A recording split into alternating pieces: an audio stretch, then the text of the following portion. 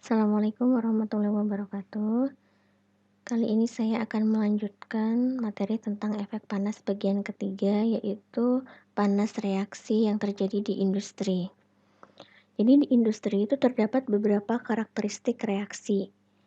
Berbeda dengan panas standar reaksi yang kemarin sudah kita bahas, salah satunya adalah panas pembentukan standar, kemudian panas pembakaran standar, maka itu hanya berlangsung pada kondisi standar, yaitu suhu 25 derajat Celcius dan tekanan 1 atm. Untuk karakteristik reaksi di industri ini ada beberapa macam. Yang pertama adalah reaktan tidak berada pada proporsi stoikiometri reaksi. Banyak reaksi yang dibuat dengan memasukkan reaktan dalam jumlah mol berlebih untuk menggeser kesetimbangan. Hal ini bertujuan untuk meningkatkan konversi dari reaksi. Ya, jelas.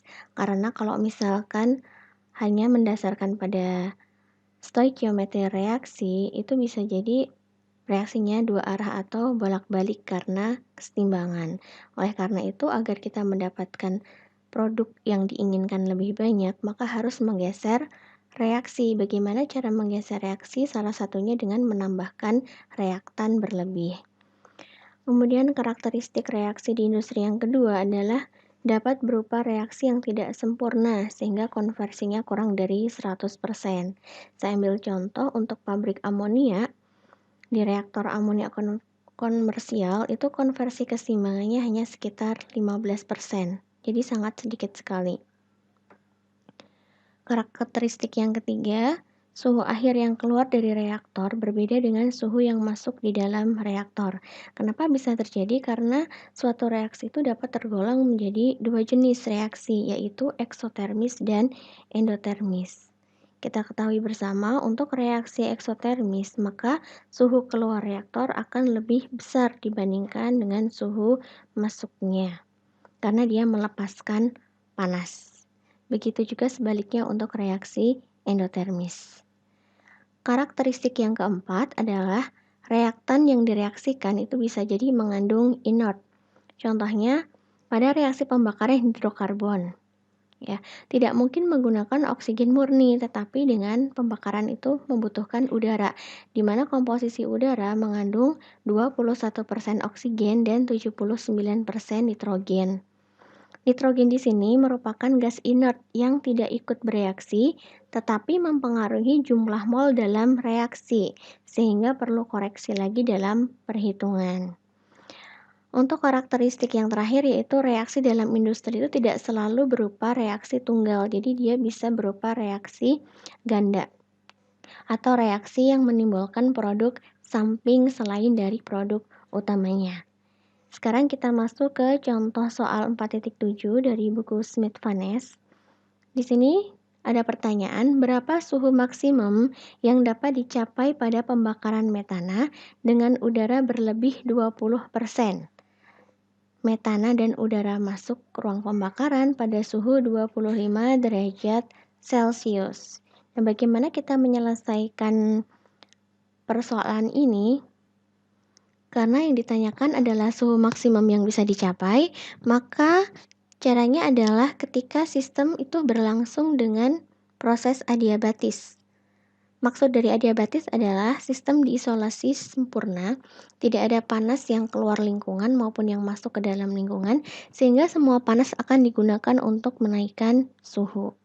Dan reaksinya harus berlangsung secara sempurna, di mana semua kandungan panas reaksi terlepaskan dari sistem. Itu syarat untuk suhu maksimum yang dapat dicapai. Lalu langkah selanjutnya adalah kita membuat sketsa dari reaksi yang terjadi dalam reaktor. Di sini tadi reaktan masuk pada suhu 25 derajat Celcius, berarti pada kondisi yang standar. Sketsanya adalah standar itu garis lurus, di mana ini adalah nilai dari delta H 298. Kemudian karena reaksi ini merupakan reaksi pemanasan ya, pembakaran, maka suhu yang akan dicapai nanti lebih tinggi dibanding dengan suhu awal reaktan. Ini adalah delta H 298, kemudian yang naik ke atas ini adalah delta H dari produk. Kemudian cara menghitung delta H keseluruhan itu adalah hubungan dari titik pertama sampai titik terakhir. Ini delta H-nya sama dengan 0 karena prosesnya berlangsung secara adiabatis. Langkah penyelesaiannya yang pertama adalah kita buat reaksi pembakaran metana terlebih dahulu. Reaksi pembakaran metana adalah CH4 ditambah 2O2 menjadi CO2 ditambah 2H2O, fasenya adalah gas. Setelah kita tahu reaksi pembakaran dari metana, maka kita akan menghitung dulu nilai dari ini yang standar, yaitu delta H298. Caranya bagaimana? Caranya sama seperti pertemuan pekan lalu, yaitu kita masukkan terlebih dahulu komponen yang bereaksi. Antara lain adalah CH4, O2, CO2, dan H2O. Kemudian koefisien reaksinya ditulis. Untuk reaktan nilainya harus bertanda negatif, ini negatif 1, negatif 2, dan untuk produknya itu bertanda positif. Untuk CO2 adalah 1 dan H2O adalah 2. Kemudian delta HF298, delta H pembentukan ini bisa kita lihat dari appendix yang ada dalam Smith-Vaness. Di sini ya, untuk metana CH4 nilainya adalah minus 74.520. Begitu juga untuk senyawa yang lain, yaitu CO2 dan H2O. O2 nilainya 0 karena dia merupakan elemen dari unsur sehingga tidak mempunyai delta HF298. Setelah itu kita kalikan koefisien stoikiometri reaksi dengan delta HF298, didapatkan nilai dalam kolom yang paling kanan. Setelah itu baru kita jumlahkan, sehingga kita mendapatkan delta H298, panas reaksi standarnya sebesar minus 802.625 Joule. Oke, jadi yang garis ini kita sudah mendapatkan nilainya. Kemudian langkah selanjutnya adalah kita akan mencari nilai delta HP. Nah, delta HP itu dapat dicari apabila kita sudah mengetahui nilai dari CP-nya. Kenapa? Karena delta HP ini adalah merupakan panas sensibel, di mana panas sensibel merupakan panas yang terjadi akibat adanya perubahan suhu. Karena perubahan suhu, maka nanti rumus yang dipakai adalah menggunakan NCP delta T, di mana CP-nya merupakan fungsi dari temperatur dan mol senyawa komponen dalam reaksi. Kalau pekan lalu kita hanya mempelajari CP merupakan fungsi dari suhu, maka di sini ditambahkan dengan CP merupakan fungsi selain dari suhu juga merupakan fungsi dari mol senyawa komponen yang bereaksi. Baik, kita hitung terlebih dahulu. Kita kelompokkan untuk komponennya. Dalam reaksi itu ada CH4, O2, CO2, H2O, dan ada N2 atau gas nitrogen yang bersifat sebagai inert. Artinya adalah dia tidak ikut bereaksi tetapi dia mempengaruhi jumlah mol dalam reaksi. Koefisien stoikiometri untuk reaksi ini kita tulis di sini ya. Untuk reaktan adalah ini. Koefisien stoikiometrinya 1, 2, 1, 2. Kemudian untuk mol masuknya kita hitung, kita ambil asumsi mol CH4 yang masuk adalah sebesar 1 mol. Ini 1 mol. Kemudian untuk oksigennya, karena tadi di soal sudah ada keterangan, yaitu udaranya berlebih 20%. Kalau udaranya berlebih 20%, maka kelebihannya adalah 20% dikalikan 2 adalah 0,4. 0,4 ditambah dengan 2, nilainya adalah 2,4. Kemudian CO2 dan H2O nilainya 0 karena dia berada pada posisi produk, bukan merupakan reaktan yang masuk dalam reaksi, karena di sini adalah mol masuknya. Jadi ini nilainya 0 ya. Sedangkan mol keluarnya kita kasih nilai 1 dan 2 sesuai dengan reaksi ini. Sedangkan oksigen itu ada sisa. Karena reaksi ini berlangsung secara sempurna, maka CH4-nya habis, di mana mol masuknya itu adalah 1, bereaksi habis sehingga mol keluarnya adalah 0. Untuk oksigen karena dia dibuat berlebih, awalnya masuk 2,4 kemudian bereaksi 2, maka sisanya adalah 0,4.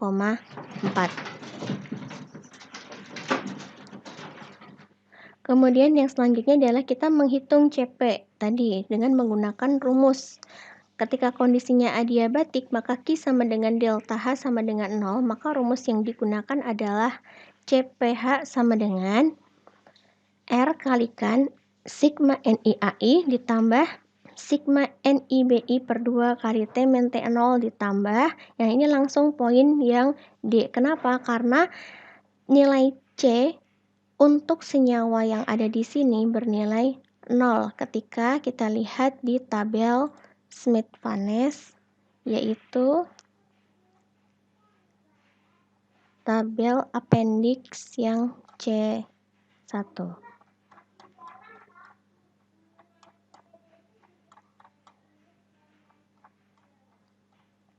Ini ya, tabel appendix yaitu C1. Nilainya untuk C beberapa adalah 0 dan Z yang kita analisis dalam soal ini nilai C-nya adalah 0, sehingga tadi kembali ke rumus ini C-nya bernilai 0 langsung ditambahkan sigma INIDI per T kalikan T0. Nah, CPH yang digunakan adalah CP rata-rata untuk semua komponen yang keluar dari reaktor. Di sini ada nilai T. CP belum bisa dihitung karena T akhir ini belum diketahui. Sedangkan T ini pula yang ditanyakan dalam soal, sehingga kita tidak bisa menyelesaikan persamaan ini. Kita memerlukan persamaan yang lain yang bisa menghubungkan keduanya.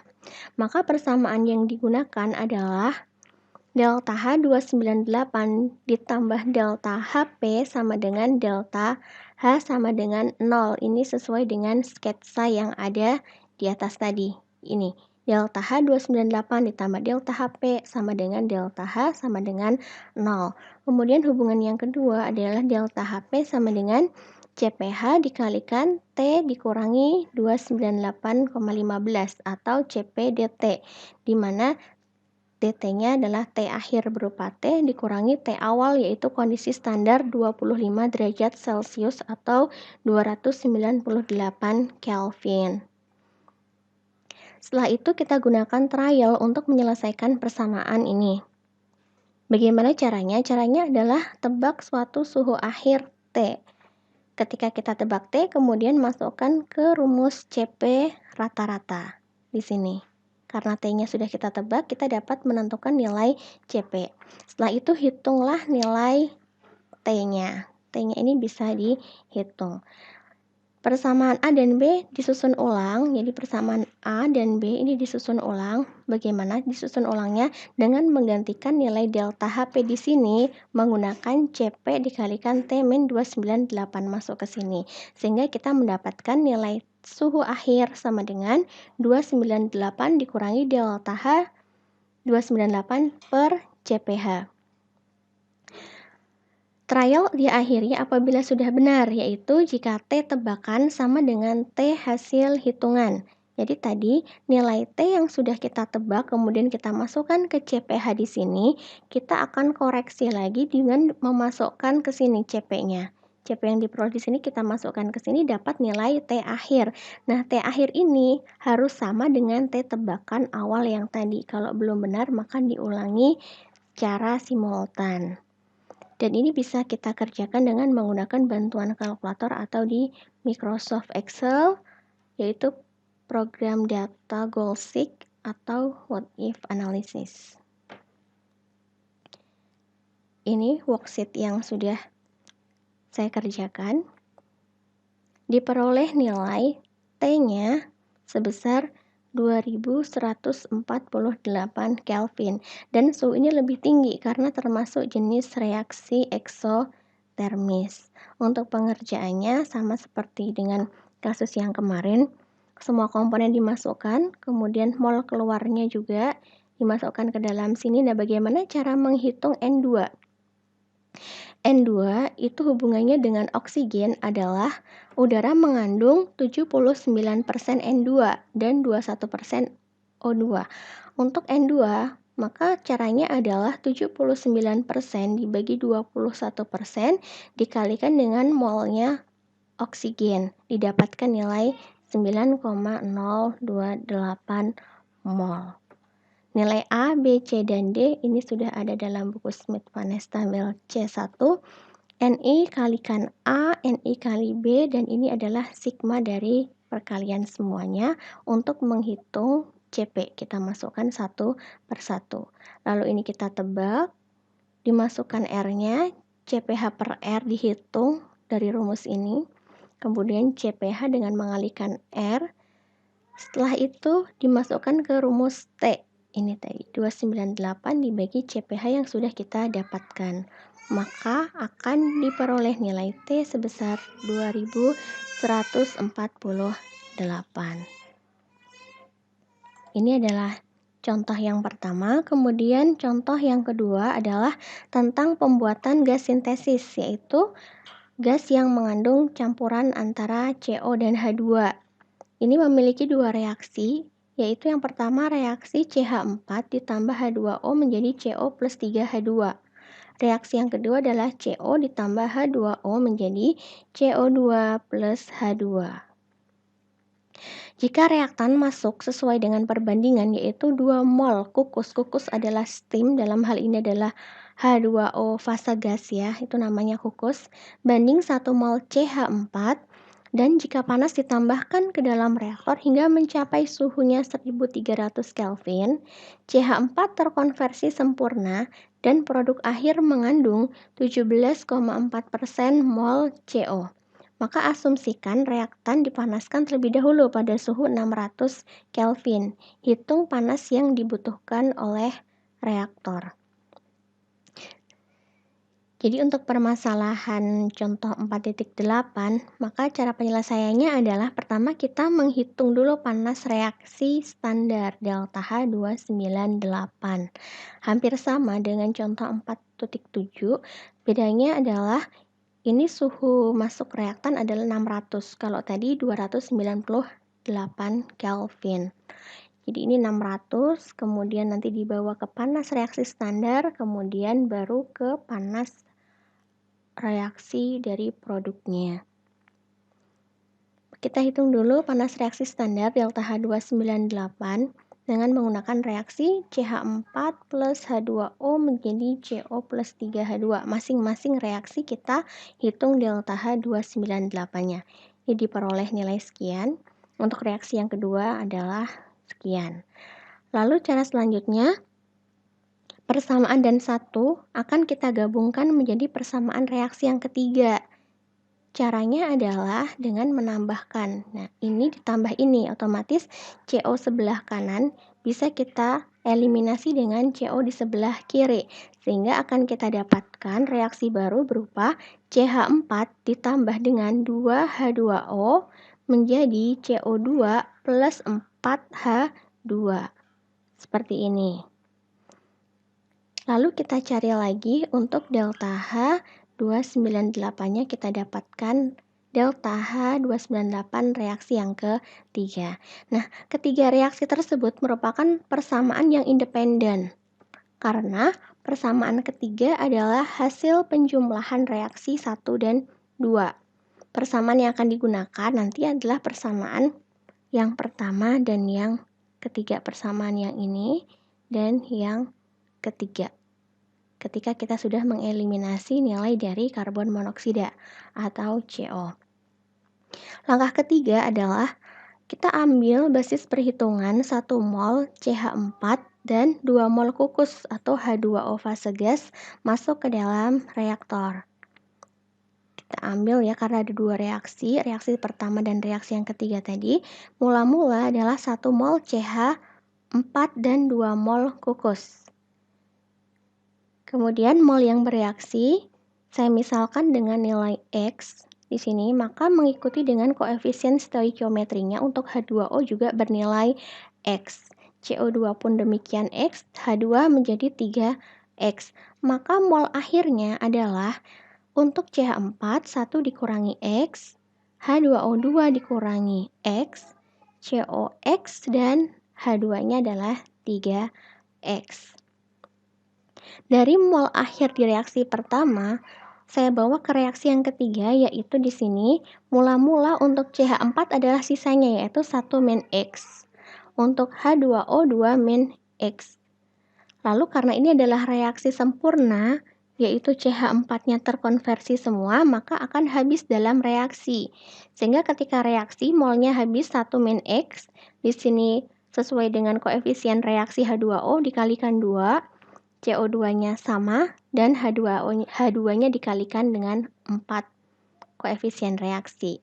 Sehingga untuk mol akhir dari CH4 dia 0, terkonversi sempurna, H2O-nya masih ada sisa sekian, demikian juga untuk CO2 dan H2.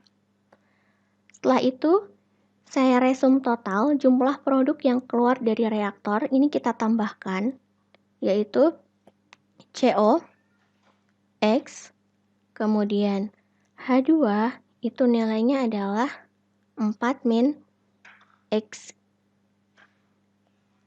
Lalu CO2 1-X, H2O-nya adalah nilainya X ya. Ini dapatnya dari mana? Didapat dari penjumlahan. Penjumlahan dari misalkan untuk H2O ya. H2O 2-X dikurangi ini 2 dikurangi 2X, berarti untuk H2O nilainya adalah X. Ketika kita totalkan, maka jumlahnya ini adalah 5 mol. X ditambah X ini 2X, min 2X 0, kemudian 4 ditambah 1 yaitu 5 mol. Lalu ada satu informasi penting yang ada di soal, yaitu tentang komposisi CO di bagian akhir atau CO keluar dari reaksi sebesar 17,4% mol. Data ini akan kita gunakan untuk menghitung fraksi mol CO. Fraksi mol CO sama dengan mol keluar dari CO dibagi dengan mol totalnya. Sama dengan untuk CO tadi fraksi yang keluarnya molnya adalah X dibagi dengan jumlah total molnya adalah 5. Dan ini nilainya sesuai di soal diketahui adalah 0,174 atau 17,4%. Sehingga nilai X-nya adalah 0,174 dikalikan 5. Ketemu X sama dengan 0,87 fraksi mol dari CO. Sehingga tabel resum total mol produk keluar reaktor ini tadi bisa kita ketahui nilai molnya dari fraksi mol CO yang sudah diketahui nilai X-nya. X masuk ke sini, kalau 4-X berarti 4 dikurangi 0,87 sama dengan 3,13. Begitu juga untuk senyawa yang lain CO2 dan H2O. Ketika kita totalkan, maka jumlah molnya adalah sama yaitu 5 mol. Sekarang kita masuk ke tahap menghitung panas reaksinya. Ketika kita sudah mendapatkan nilai mol masuk dan nilai mol keluar dari masing-masing senyawa, maka kita akan menghitung panas reaksi. Di sini ada sketsa reaksinya. Reaktan masuk pada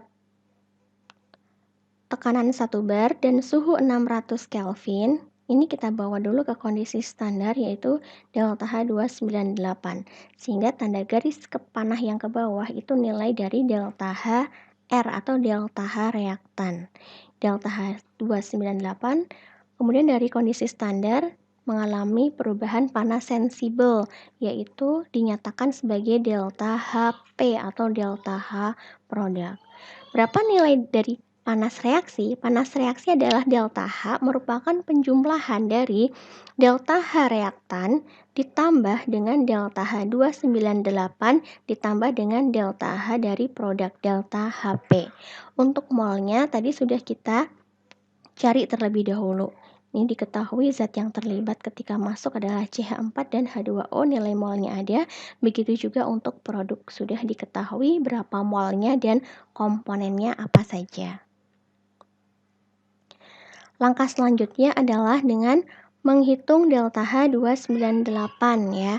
Bedanya apa dengan yang tadi? Bedanya adalah kalau tadi kita baru menghitung delta H298 untuk masing-masing reaksi, masing-masing reaksi komponennya ya. Ini nilai delta H298-nya ada. dan reaksi yang kedua juga ada. Reaksi yang ketiga pun ada. Nah, di sini kita akan memasukkan sesuai dengan mol yang terlibat.